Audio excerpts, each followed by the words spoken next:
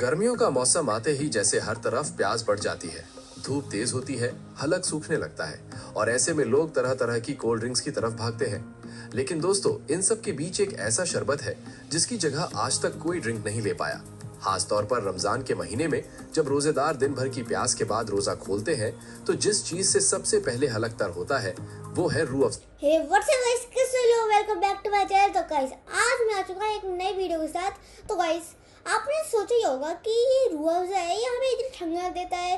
मतलब जब भी गर्मी आती है तो हर घर में बनता ही होगा, पता नहीं कैसे आप बनाते होंगे। नॉर्मली तो ऐसे बनता है, पानी डालो इसमें डाल, ठीक है, ऐसे ही बनता होगा क्या फिर किसी और तरीके से। पर ये जो इतनी ठंडक देता है ना, कोल्ड ड्रिंक से, मतलब कोल्ड ड्रिंक भी इसको चखमा नहीं दे सकती। मतलब ना, अलग ही इसकी चीज़ है, मतलब फीलिंग अलग है। और पर बच्चों के लिए तो कोल्ड ड्रिंक से ज़्यादा सही है, पर जो भी बड़े होते हैं उनको तो यही अच्छी लगती है ज़्यादातर, क्योंकि भाई क्या टेस्ट है इसका, और जो ठंडक देती है ना, आहा। तो ये यादें हैं, परंपरा है और एक सदी से भी ज्यादा पुराना स्वाद है। लेकिन क्या आपने कभी सोचा है कि ये सुर्ख लाल, खुशबूदार और ठंडक देने वाला रूह अफ़ज़ा आखिर फैक्ट्री में बनता कैसे है? मैं तो सोचता ही रहता हूँ कि मतलब हर महीने में मैंने 5 बार सोचा होगा कि ये रूह अफ़ज़ा बनता कैसे है यार, कि मतलब क्या क्या डालते हैं इसमें, कलर होता है क्या फिर नहीं, ऐसे शुगर कितना है, ऐसे ही मैं सोचता ही रहता हूँ, पता नहीं कौन कौन सी चीजें इसमें मिलाई जाती हैं और कैसे हर बोतल में वही पुराना टेस्ट बरकरार रखा जाता है। तो चलिए दोस्तों, चलते हैं और रूह अफ़ज़ा की फैक्ट्री में और देखते हैं इस अनोखे सफर को और जानते हैं कि रूह अफ़ज़ा शरबत फैक्ट्री में कैसे तैयार होता है, शुरुआत से लेकर बोतल पैक होने तक। पहला स्टेप, शुगर सिरप की तैयारी। सबसे पहले फैक्ट्री में रूह अफ़ज़ा का बेस तैयार किया जाता है, जिसे कहा जाता है शुगर सिरप। इसके लिए sugar sugar sugar white sugar, white sugar one.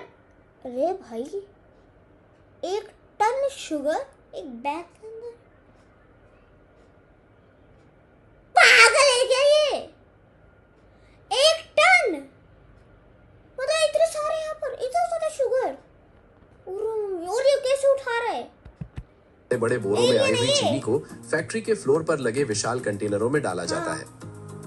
अब फ्लोर के नीचे बने एक खास चैनल के जरिए ये चीनी सीधे बॉयलिंग टैंक तक पहुंच जाती है। इस टैंक में पहले से ही गर्म पानी भरा होता है। जैसे ही चीनी इसमें डाली जाती है, वो जल्दी घुलने लगती है। इसके बाद टैंक को पूरी तरह बंद कर दिया जाता है और लगभग 115 डिग्री सेल्सियस तापमान पर इस मिश्रण को उबाला जाता है। कुछ समय में ये चीनी पूरी तरह घुलकर एक गाढ़े, साफ और शुद्ध शुगर सिरप में बदल जाती है। दूसरा स्टेप, फ्रूट जूस की मिलावट। अब बारी आती है फ्रूट जूस की। एक बड़े से स्टील टैंक में ऑरेंज और पाइनएप्पल जूस डाला जाता है। ये जूस एक पाइप के जरिए सीधे बॉइलिंग कंटेनर में पहुंचता है, जहां शुगर सिरप पहले से मौजूद होता है। यहाँ दोनों चीजें अच्छी तरह मिक्स होती हैं। अब इस मीठे और फ्रूटी मिश्रण को बॉइलिंग टैंक से निकालकर होल्डिंग टैंक में डाल दिया जाता है। यहाँ इसे माइक्रो फिल्टर से पास किया जाता है ताकि कोई भी अशुद्धि या मोटा कण पूरी तरह हट जाए।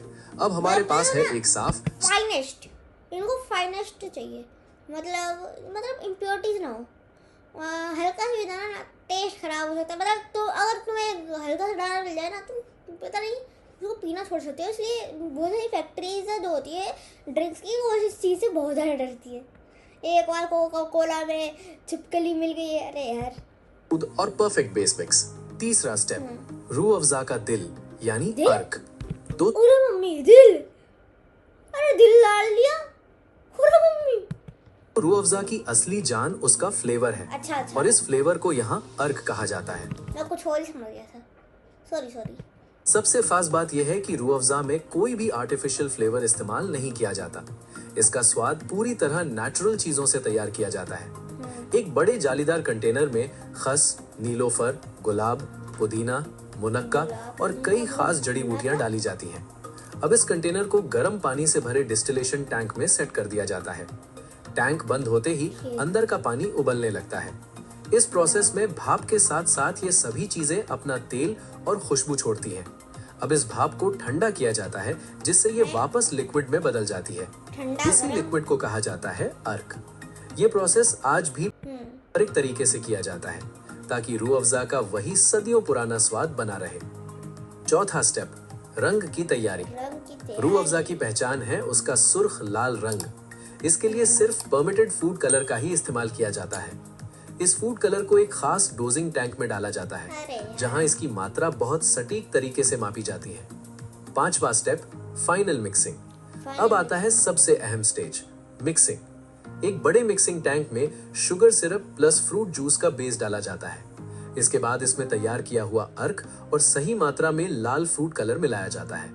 इस पूरे मिश्रण को लगभग 1 घंटे तक लगातार मिक्स किया जाता है 1 और घंटा अब तैयार होता है वही सुर्ख लाल, खुशबूदार और ठंडक देने वाला रूह अफ़ज़ा शरबत। Quality check.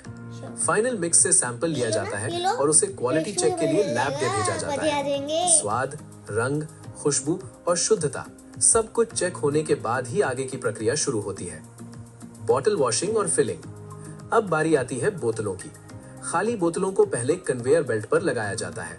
इन बोतलों को हाई प्रेशर हवा और पानी से साफ किया जाता है, जिससे अंदर कोई भी गंदगी ना बचे। इसके बाद ऑटोमेटिक फिलिंग मशीन के जरिए हर मिनट करीब 265 बोतलों में रूह अफ़ज़ा भरा जाता है। फिर बोतलों पर ढक्कन लगाया जाता है, लेबल चिपकाया जाता है और उन्हें बड़े बड़े बॉक्स में पैक कर दिया जाता है। इसके बाद रूह अफ़ज़ा की गाड़ियां निकल जाती हैं इस शरबत को हमारे घरों तक पहुंचाने के लिए। तो दोस्तों, इस तरह से तैयार होता है वो रूह अफ़ज़ा जो गर्मियों में ठंडक देता है और रमजान में इफ्तारी की मिठास बन जाता है। आज भी इसे बनाने वाली कंपनी हमदर्द लेबोरेटरीज इसी बात का खास ध्यान रखती है कि स्वाद, शुद्धता और परंपरा तीनों में कोई समझौता ना हो। दोस्तों, हमें कमेंट करके जरूर बताइए। तो गाइस, आज की वीडियो यहीं पर खत्म होती है। हम मिलेंगे नेक्स्ट वीडियो में। Till then bye bye. मैं आपको मिलूंगा नेक्स्ट वीडियो में। Till then